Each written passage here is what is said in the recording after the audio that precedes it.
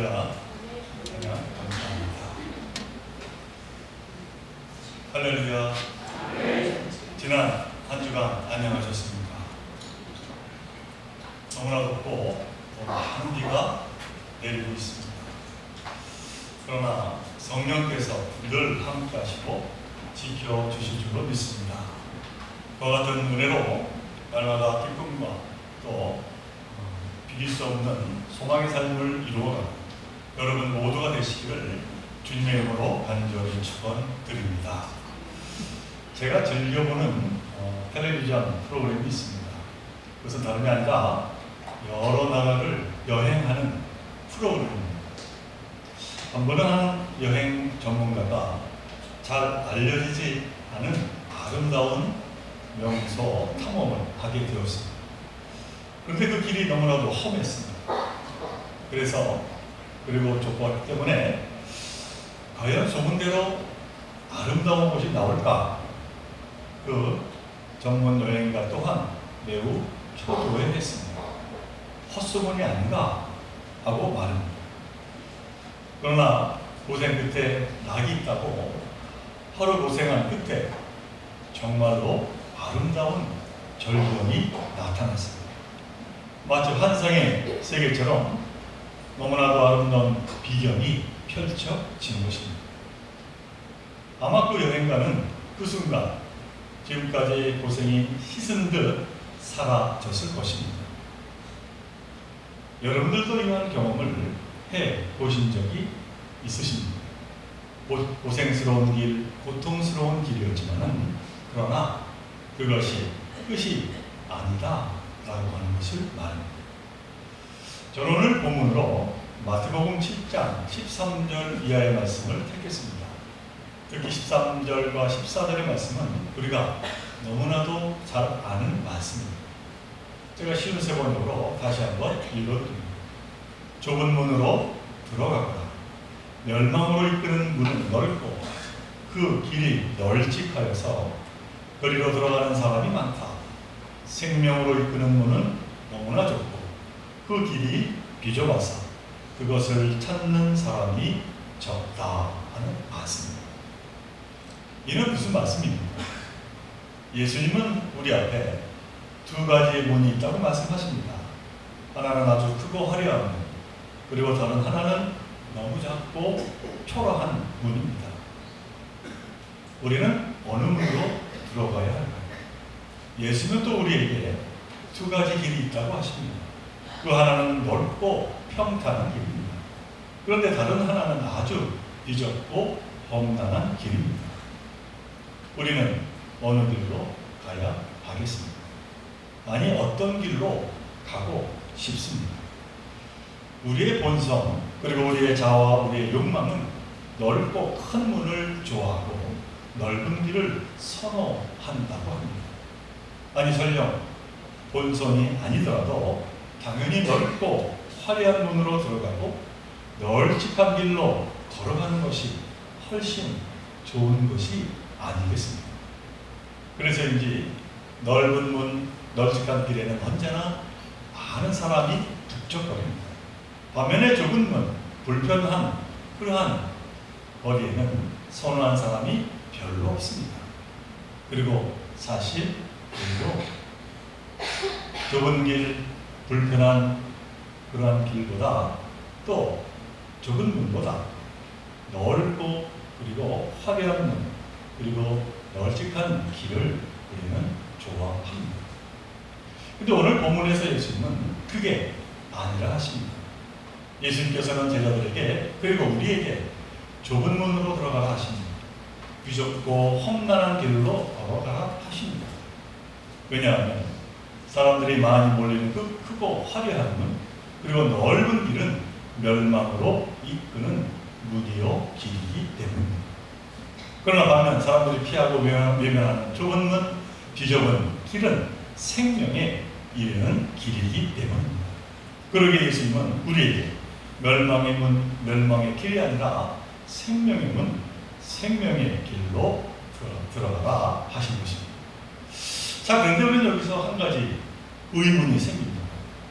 왜 예수님은 좁은 문이 생명에 이르는 문이라고 하실까 하는 것이죠. 어째서 비좁고 험한 길이 생명으로 이끄는 길이라고 하시는 것일까 하는 것이죠. 반면에 크고 넓은 문, 그리고 넓고 평탄한 길은 왜 멸망에 이르는 문이요 길이라고 말씀을 하고 계시는 걸까 하는 것이죠. 예수님은 혹시 인생이란 고통과 고난의 연속이라 여기셨기 때문일까요? 그래서 이 고통과 고난이 있는 좁은 문과 좁은 길을 피하지 말고 운명으로 받아들이라고 그렇게 좋은 뜻으로 말씀하신 것은 아닌가요? 그러나 우리가 성경에서 만나는 예수님은 결코 그것을 주장하는 분이 아닙니다. 오히려 예수님은 우리의 고통과 고난을 안타까워하시며 하루속히 그 길에서 벗어나도록 도우시는 분이십니다. 예수님은 다만 우리가 평안하고 또한 화평하기를 바라시는 분이십니다. 자, 그렇다면 예수님은 왜 크고 넓은 문이 멸망에 이르는 길이라고 말씀하고 있는 것일까요? 무슨 뜻으로 예수님은 그렇게 강조하고 있는 것일까요? 그것은 다름이 아니라 바로 그 다음에 나오는 말씀 가운데서 그 이유를 우리가 알아보게 됩니다. 그것은 거짓 선지자 때문이라고 말씀을 하십니다. 그래서 오늘 본문인 좁은 문과 좁은 길로 나아가라는 그 말씀에 이어서 예수님은 이렇게 또 경고하십니다. 15절 전반부의 말씀입니다. 거짓 선지자들을 삼가라. 자, 그렇다면 예수님이 경계하신 이 거짓 선지자들은 과연 어떠한 자들일까요? 예수님은 거짓 선지자들을 일컬어서 이 사람들을 멸망으로 유혹하는 자들이라 그렇게 말씀합니다. 큰 길로, 큰 문으로 이끌지만은 그러나 그 길이 멸망의 길이라고 하는 것이죠. 자, 그렇다면 그들 거짓 선지자들은 과연 무엇으로 사람들을 멸망으로 유혹하고 있는 것일까요? 방금 말씀드렸습니다만 다름 아닙니다. 사람들을 화려한 문으로 유혹하고 널찍한 길로 유혹을 한다는 것이죠. 이 큰 문으로 들어가면 그리고 이 넓은 길로 걸어가면 무엇과 비길 수 없는 행복을 맛보게 될 것이라고 달콤하게 그리고 너무나도 은혜롭게 말을 한다는 것이죠. 그런데 이는 말뿐만이 아닙니다. 그들 거짓 선지자들의 겉모습은 온순한 양입니다. 양의 탈을 쓰고 있습니다. 그러나 그들의 실상은 노략질하는 일입니다. 오늘 본문 15절 후반부의 말씀입니다. 양의 옷을 입고 너희에게 나아오나 속에는 노략질하는 일이라. 자, 이처럼 겉과 속이 다르다 보니 어떤 일이 벌어진다고 하십니까? 수많은 사람이 그 거짓 선지자들의 겉모습과 그 행동에 속아서 그 정체를 알아챌 수 없게 되고 그들의 달콤한 말에 속아 넘어가 그들을 믿고 맹종하게 된다는 것이죠. 그리고 안타깝게도 넓고 화려한 멸망의 문, 멸망의 길로 몰려가게 된다는 것입니다. 사랑하는 우리 종교 성도 여러분, 거짓이라는 것이 무엇입니까? 거짓은 참이 아니라는 것입니다. 진실이 아니라는 것이죠. 그런데 이 거짓에는 한 가지의 특징이 있습니다. 거짓은 항상 크고 넓고 화려하고 그럴듯하게 꾸민다라고 하는 사실입니다. 거짓일수록 더 멋있게 치장합니다. 세상에 사기꾼치고 작고 빈약하고 볼품없이 꾸미는 그러한 사기꾼은 없습니다. 세상에서 거짓은 언제나 크게 부풀리고 넓게 펴고 화려하게 꾸밉니다. 그런데 문제는 바로 이 같은 거짓은 결국 멸망에 이른다라고 하는 사실입니다. 이 같은 예는 성경 말씀 가운데서도 수없이 등장합니다만 그 대표적인 사건 가운데 하나 구약 열왕기상 22장에 나오고 있습니다. 여기에 보면은 우리가 잘 아는 이스라엘의 아합왕이 등장합니다. 그 아합왕은 유다의 왕 여호사밧과 힘을 합쳐서 공동의 적이었던 아람, 그러니까 곧 시리아를 치고 싶어 했습니다. 그래서 이 아합 왕은 시리아를 치기 전에 선지자들에게 하나님의 뜻을 묻게 되었습니다. 다행인지 불행인지 이 아합 왕에게는 무려 400명이나 되는 많은 선지자가 있었습니다. 자, 그들 400명의 선지자는 이 아합 왕에게 어떠한 예언을 하게 되었을까요? 그들 이 400명의 선지자는 이구동성으로 쳐들어가도 된다고 하나님께서 그들 시리아를 아합 왕 손에 넘기셨다고 그렇게 대답을 했습니다. 이 얼마나 듣기 좋은 대답입니까? 왕의 마음에 꼭 드는 듣고 싶은 대답이었다는 것이죠. 400명이나 되는 선지자들이 다 그렇게 말하는데 더 망설 이유가 없지 않겠습니다. 그러자 함께 있던 이 여호사밧은 왕은 아합 왕에게 혹시 이 선지자들 말고 다른 선지자가 없느냐 그렇게 묻게 되었습니다. 그때 아합 왕에게는 이와는 다른 선지자가 딱 한 명이 더 있었습니다. 그는 미가야라고 하는 선지자였습니다. 그런데 이 왕이 듣기 좋아하는 말을 하는 선지자는 아니었습니다. 그래도 이 유다왕 여호사밧이 원하기에 그를 불러서 시리아와 전쟁을 해도 괜찮은지 물어보게 되었습니다. 이처럼 아합 왕이 선지자 미가야를 부르게 되자 미가의 주위에 있던 사람들은 괜히 왕의 심기를 건드리지 않는 게 좋겠다 그렇게 조언을 해 주었습니다. 이에 미가야 선지자는 그 말을 듣고 왕의 물음에 두루뭉실 건성으로 대답을 했습니다. 그러나 이 아합 왕은 미가야에게 그렇게 성의 없이 말하지 말고 사실대로 말하라 그렇게 답을 줬습니다. 아주 자신만만하게 이제 왕이 이야기를 한 것이죠. 그러자 선지자 미가야가 이야기합니다. 전쟁을 포기하고 돌아가라고 말이죠. 그것이 하나님의 말씀이라고 예언합니다. 자, 여러분 같으면 어떻게 하시겠습니까? 400명이나 되는 선지자들은 모두 왕이 좋아하는 말을 하고 단 한 명의 선지자는 왕의 심기를 거스르는 말을 했습니다. 400명은 쳐들어가라고 하고 그래서 승리한다고 하고 단 한 명만 전쟁을 포기하라고 말합니다. 400대 1입니다. 과연 어느 예언이 진실이고 어느 예언이 거짓이었을까요? 아합 왕은 서로 다른 의견 앞에서 누구를 따랐을 것 같습니다. 아합 왕은 많은 쪽을 택했습니다. 그거 넓고 화려한 문을 택한 것이죠. 좁은 길이 아니라 널찍해 보이는 길로 걸어갔습니다. 그런 사람들이 많이 몰려가는 문으로 들어간 것이죠. 그럼 아합 왕이 들어간 그 크고 넓은 문의 끝에는 성공이 아니라 승리가 아니라 파멸이 기다리고 있었습니다. 아합 왕은 의기양양하게 싸움터에 나갔습니다. 그러나 시간이 갈수록 패색이 짙어졌습니다. 그래서는 살아남기 위해서 도망을 쳐야만 했습니다. 그렇게 위험을 이제 다 피했다 싶을 때 누가 쏘았는지도 모르는 화살 하나가 날아왔습니다. 그리고는 아합 왕을 관통하고 말았습니다. 아합 왕은 그만 허무한 죽음을 맞게 된 것입니다. 열왕기상 22장 35절 후반부에서 이렇게 말씀을 합니다.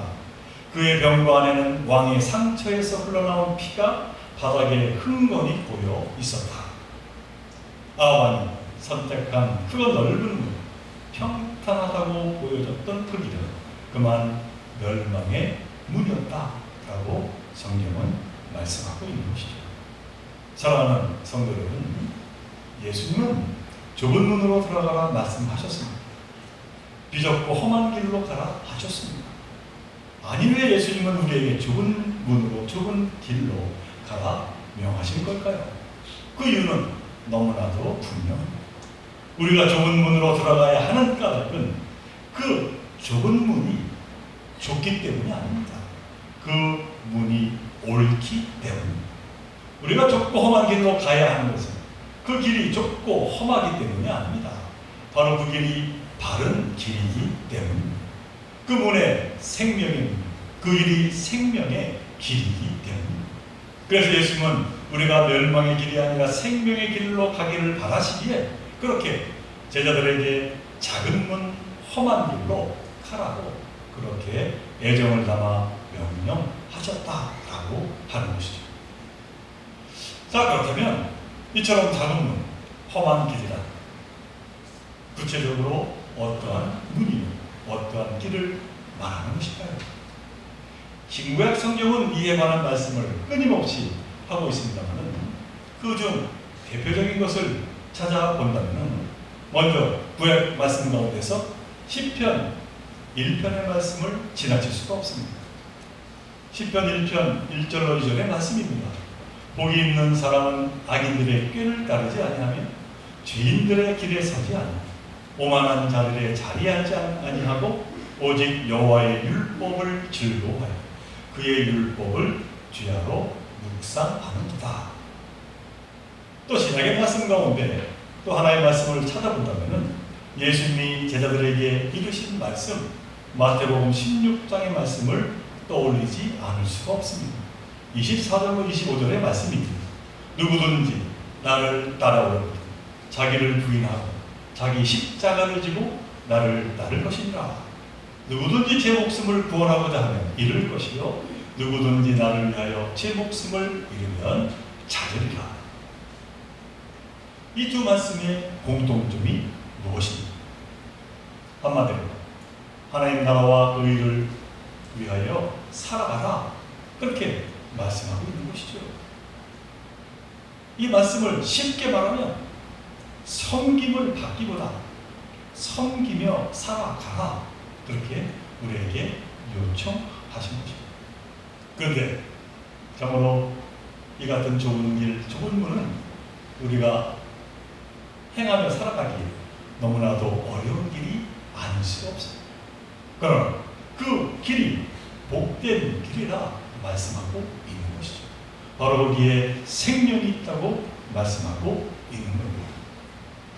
요즘 우리나라 기독교계에서 소위 이단, 사이비 문제가 너무나도 심각합니다.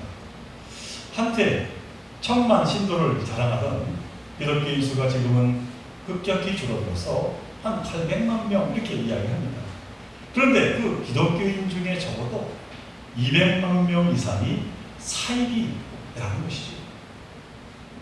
자, 그렇다면 이 사이비라고 하는 게 무엇입니까? 말 그대로 비슷한데 아니다, 그러한 뜻입니다. 진짜가 아니라 거짓이라는 말입니다. 그런 가짜가 무려 200만 이상 된다는 것이죠. 정말로 많은 숫자입니다. 그런데 거꾸로 생각해 봅니다. 가짜가 200만이라고 하는데 그러면 진짜는 얼마나 되겠습니까? 가짜가 200만이니까 진짜는 그래도 600만은 넘어서지 않겠습니까? 그렇다면 한편 염려는 되지만 그나마 아직 많으니 다행은 아니겠는가 하는 생각도 해보게 됩니다. 조금 전에 예를 든 미가야 선지자 일기는 400대 1이었습니다. 갈멜산에서 엘리야 선지자는 850대 1이었습니다. 아브라함은 조카 롯과 더불어 소돔과 고모라를 살리기 위해서 의인 10사람을 찾고자 했습니다.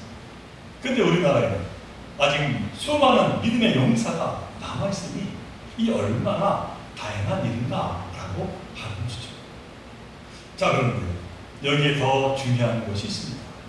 그것은 바로 지금 그 누가 아니라 내가 그리고 우리가 정작 작은 문을 향하여 그리고 비좁은 길로 걸어가고 있느냐라고 하는 것이죠.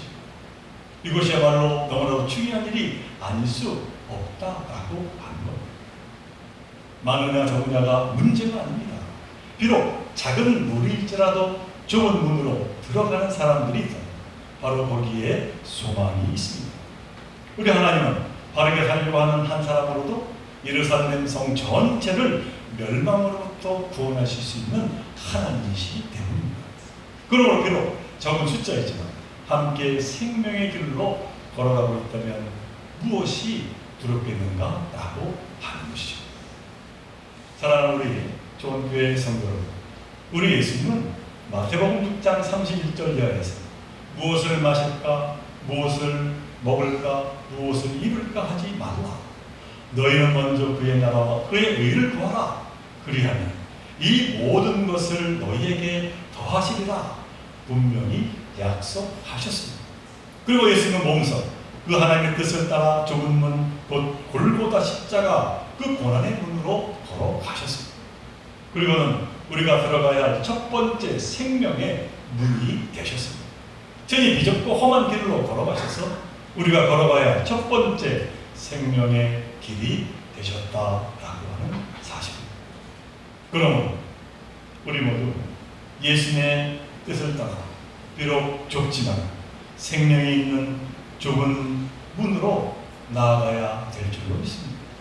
이 땅의 거짓 선지자들의 그 유혹을 떨쳐버리고 험하지 거짓이 아닌 진실의 문, 생명이 있는 좁은 길로 걸어가야 될 줄로 믿습니다. 그래야 마침내 그 뭐가 비길 수 없는 기쁨이 넘치는 참 보람이 있는 영원한 구원에 이르는 저와 여러분들 모두가 되시기를 주님의 이름으로 간절히 축원을 드립니다. 우리 함께 기도드립니다. 사랑과 은혜가 풍성하신 하나님 아버지, 오늘 우리에게 주신 말씀을 마음에 담고 세상에 나아가 사망 권세를 능히 이기며 살아가는 저희 모두가 되게 하여 주옵소서.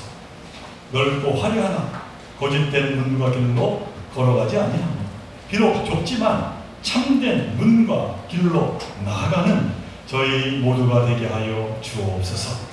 하나님 나라와 그 일을 구하며 살아가는 저희 모두가 되게 하여 주옵소서. 그 가운데 참된 기쁨, 영원한 생명의 삶을 이루는 저희 모두가 되게 하여 주옵소서. 이 모든 것 간절히 바라볼 때마다 우리의 생명 되시는 거룩하신 예수님 이름으로 기도드리옵나이다.